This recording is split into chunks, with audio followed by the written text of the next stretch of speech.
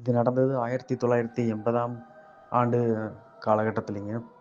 கோயம்புத்தூர் மாவட்டத்தில இருக்கிற ஒரு அழகான ஒரு கிராமத்தில நடந்தது. நள்ளிரவு 1 மணி இருக்கும். அந்த சமயத்தில வந்து பார்த்தீங்கன்னா, செல்வராஜ்ன்னு ஒருத்தரு படம் விட்டு வர்றாரு.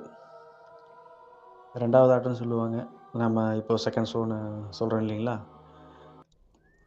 வரும்போது வந்து பார்த்தீங்கன்னா, அன்னைக்கு மட்டும் பார்த்தீங்கன்னா, நெறைய டைம் இந்த மாரி வந்திருக்கிறாரு. அன்னைக்கு மட்டும் வந்து பார்த்தீங்கன்னா, அவருக்கு ஒரு வித்தியாசமான ஒரு சம்பவம் வந்து நடந்திருக்குது. நடந்து வந்துட்டு இருக்கிறப்ப வந்து பார்த்தீங்கன்னா, ஒரு புளிய மரத்தோட வாது மட்டும் பார்த்தீங்கன்னா, அதாவது கிளை மட்டும் நிலத்தில பட்டு மேல போயிருக்குது. என்னடா வித்தியாசமா இருக்குதேன்னு சொல்லிட்டு, இவரு சரி அப்படின்னு சொல்லிட்டு வேக வேகமா வந்து வந்துட்டாரு. அந்த புளிய மரத்த தாண்டி வந்துட்டாரு. புளிய மரத்த தாண்டி வரும்போது பார்த்தீங்கன்னா, ஒரு இறக்கம். அந்த இறக்கத்தில வந்து ஆ கீழ எல்லாம் இறக்கத்துலேருந்து கீழ இருந்து மேல ஏறி வந்துட்டாரு. பின்னாடியே வந்து பார்த்தீங்கன்னா, ஒருத்தவங்க வர்றது வந்து நல்லா தெரியுது. ஒரு உருவம் வர்றது நல்லா தெரியுது. சரி ஏதோ ஒரு அமானுஷ்யமா தான் இருக்கிறதுக்கு வாய்ப்பு இருக்குது அப்படின்னு சொல்லிட்டு, இவரு என்ன பண்ணியிருக்கிறாரு, பார்க்கலாம் என்னதான் நடக்குது அப்படின்னு சொல்லிட்டு, அந்த பனைமரத்துக்கு பின்னாடி ஒரு 3 பனைமரம் இருந்திருக்குது. அந்த பனைமரத்துக்கு பின்னாடி வந்து நின்றுருக்கிறாரு. பனைமரத்துக்கு பின்னாடி போய் நின்டு ஒளிஞ்சு பார்க்குறாரு.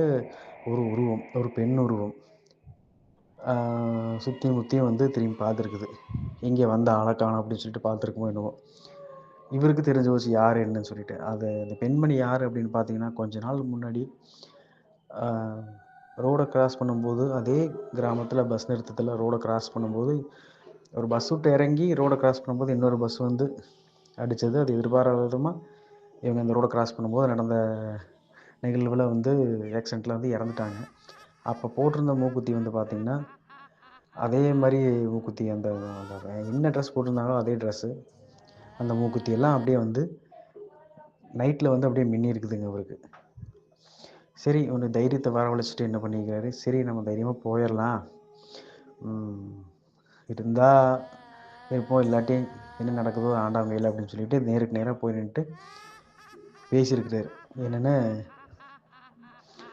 "மாரியம்மா என்ன தெரியலையா? நான் தான் இன்னார் மகன் செல்வராஜ்ன்னு." "ஓ! சாமி நீதானவா? ஆ இந்நேரத்துக்கு என்ன சாமி இது வழியா போயிருக்கிற? ஏன் மாரியம்மா நீ எல்லாம் ஒரு தாயாட்டம் எனக்கு. நீ இப்படி என்னைய இப்படி இந்த நேரத்தில வந்து பயப்படுத்தலாமா? நீ எதுன்னு தெரியல கண்ணு எனக்கு.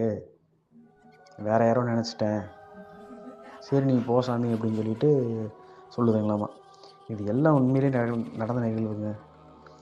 ஆ "போலாமா?" அப்படின்னு கேட்டங்காட்டி, "தைரியமா போங்க. போம் தைரியமா போ நான் உனக்கு எதுவுமே பண்ண மாட்டேன்." அப்படின்னு சொல்லிட்டு சொல்லியிருக்குது. இவரு அதே சந்தர்ப்பத்த பயன்படுத்தி தைரியமா வந்து வீட்டுக்கு வந்து படுத்துட்டாரு. படுத்தவர் தான் 1 மாசமாயும் எந்திரிக்கலைங்களாமா. காய்ச்சல்ல உடம்பு முடியாம போயி, 1 மாசம் ஆயிருக்குது அவரு ரெடி ஆகுறதுக்கு. ஊருக்கே எல்லாத்துக்கும் தெரிஞ்சு போச்சு. இந்த மாரி தான் அப்படின்னு சொல்லிட்டு. இறந்த அந்த பெண்மணி வந்து பார்த்தீங்கன்னா, ஒரு நியாயமான முறையில வாழ்ந்த ஒரு பெண்மணி தான். ஒரு நல்லவங்க தான். ஆ அவங்களுக்கு ஒரு பொண்ணு, பையன். பையன் வெளியூர்ல இருக்காரு.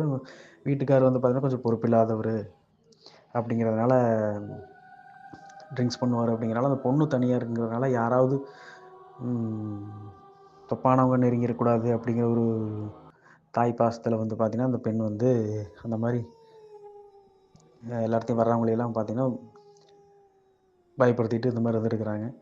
இது உண்மையிலேயே நடந்த நிகழ்வுங்க.